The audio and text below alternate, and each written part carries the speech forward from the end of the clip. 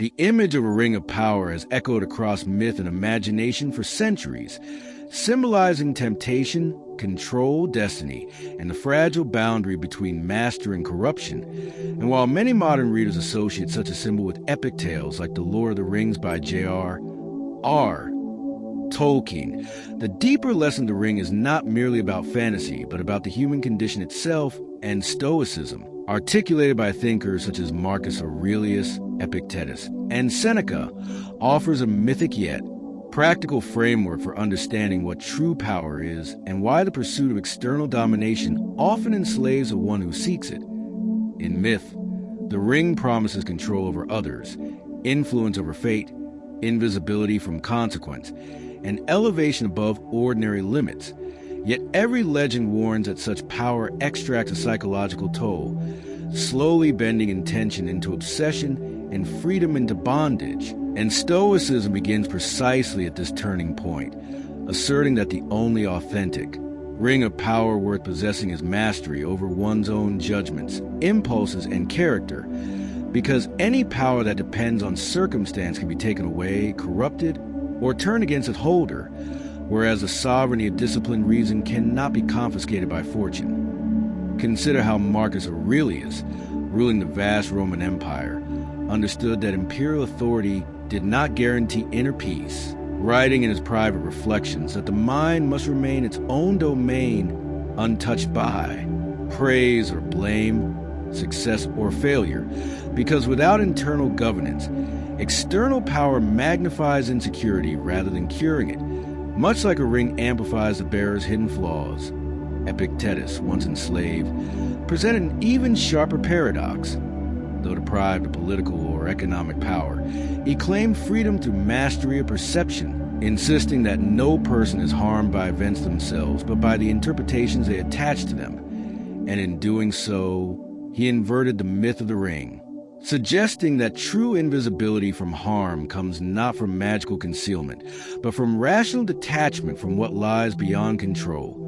Seneca, advising emperors while navigating political volatility, warned that wealth and influence often intensify anxiety rather than resolve it, since the fear of losing power can enslave the powerful more tightly than poverty enslaves the poor. And this insight parallels a mythic arc where the ring's promise of supremacy gradually isolates and corrodes its bearer, revealing that domination without discipline breeds paranoia. Stoicism thus reframes a mythic lesson. The ring represents external control, while philosophy cultivates internal command. And when confronted with temptation, whether for status, revenge, recognition, or comfort, the Stoic asks not, how can I gain more power, but how can I exercise virtue here? Because virtue, defined as wisdom, courage, justice, and temperance, is the only stable foundation for enduring strength. Wisdom discerns what is within one's control and what is not, preventing futile struggle against inevitabilities. Courage confronts discomfort without surrendering to fear. Justice ensures that influence, if possessed, is exercised fairly rather than exploitatively. Temperance moderates desire, so that ambition does not metastasize into obsession. And together these virtues function as a counterweight to the intoxicating lure of mythic power. The Stoic myth teaches that every individual carries a symbolic ring, the capacity to choose response over reaction, and each moment presents a test of whether that power will be used to uphold integrity or to indulge impulse. Because anger can feel like dominance yet often erodes credibility, and revenge can feel like victory yet prolongs suffering, and indulgence can feel like reward yet weakens discipline. So the discipline of Stoicism becomes a daily hero's journey in miniature, where battles are fought not against dragons, but against ego, impatience, envy, and fear. Unlike epic fantasies where salvation hinges on destroying the ring, Stoicism suggests transforming your relationship to power itself, neither idolizing nor fearing it, but treating it as neutral material to be shaped by character, recognizing that reputation, wealth, and influence are preferred indifference, useful but not essential to moral worth. And by internalizing this hierarchy, you immunize yourself against the corrupting potential of success. Because if identity is rooted in virtue rather than possession, Loss cannot dismantle your foundation. Moreover, Stoicism integrates mortality into its mythic vision, reminding you that all rings, literal or symbolic, will eventually pass from your hand, and contemplation of impermanence, far from inducing despair, clarifies priorities, dissolving trivial grievances and amplifying appreciation for each present opportunity to act nobly. This awareness reshapes ambition, shifting it from conquest toward contribution, from accumulation toward alignment with principle. And thus the Stoic hero is not the one who dominates realms, but the one who governs self consistently under changing skies. Adversity, in this framework, becomes a forge in which character is tested, echoing Seneca's assertion that fire tests gold. And the Stoic ring of power is strengthened precisely through challenge, because resistance trains resilience, criticism sharpens humility, and uncertainty cultivates adaptability, whereas comfort without reflection dulls growth.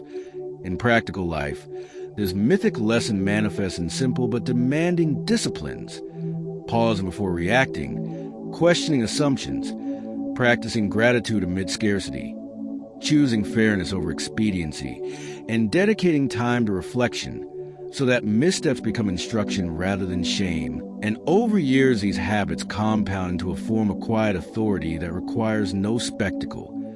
For true influence radiates from steadiness rather than spectacle. Even in leadership, Stoicism advises that authority must be exercised with self-restraint, recognizing that unchecked power invites decay, and thus the Stoic ruler, whether of an empire or a household, remains vigilant against arrogance, measuring decisions against principles rather than ego. The myth of the ring ultimately warns that power magnifies what already exists within, and Stoicism responds by urging relentless cultivation of the inner landscape, so that if power arrives, it finds wisdom rather than vanity, discipline rather than indulgence, compassion rather than cruelty. This is why Marcus Aurelius could govern without losing philosophical humility, why Epictetus could endure hardship without surrendering dignity, and why Seneca could counsel rulers while advocating simplicity. Because each understood that the greatest conquest is self-conquest. And in this sense, the ring of power becomes a metaphor not for domination, but for responsibility. The responsibility to steward one's mind carefully, to align actions with values, to temper ambition with ethics, and to treat each encounter as an arena for virtue. When you internalize these mythic lessons, the drama of life shifts from a quest of control to a practice of character, and instead of fearing corruption by circumstance, you trust in disciplined judgment. Instead of seeking invisibility from consequence, you embrace accountability. Instead of craving supremacy, you pursue excellence grounded in humility, and thus the Stoic path. As the mythic reflection deepens, the ring of power begins to reveal an even subtler dimension, because beyond domination and temptation, it symbolizes identity itself. The story you tell about who you are, and Stoicism challenges you to examine whether that story is forged by deliberate reason or unconsciously shaped by fear, desire, and social comparison. For many people, we're invisible rings engraved with titles, achievements, grievances, or expectations, and they guard these identities fiercely, reacting defensively whenever circumstances threaten them. Yet the Stoic lesson insists that any identity dependent on external validation is inherently unstable, and so Epictetus would remind you that you are not your possessions, reputation, or status, but your faculty of choice, your prohairesis, the inner capacity to judge and decide. And this shift from external definition to internal authorship dissolves much of the anxiety that arises from comparison.